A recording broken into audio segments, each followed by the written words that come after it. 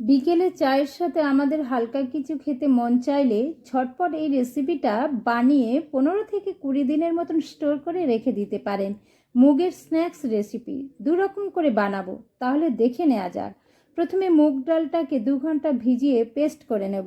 এবার একে একে সুজি, হলুদ, নুন, কাশ্মীরি লঙ্কা, জোয়ান, কালো জিরে, কাসুরি মেথি, অল্প চিনি ও 2 চামচ ঘি ও প্রয়োজন মতন ময়দা দিয়ে সফট করে একটা ডো রেডি করে রুটির মতো বেলে আটার সাথে ঘি মেশানো রুটিটাতে ব্রাশ করে রোল করে পিস পিস করে কেটে নিমকির সাইজে বেলে কাঁটা চামচের সাহায্যে ছিদ্র করে কড়াইয়ে তেল দিয়ে লো টু মিডিয়াম ফ্লেমে আস্তে আস্তে ভেজে নিতে হবে। হাফটা আমি এইভাবে ভেজে রেখে দেবো।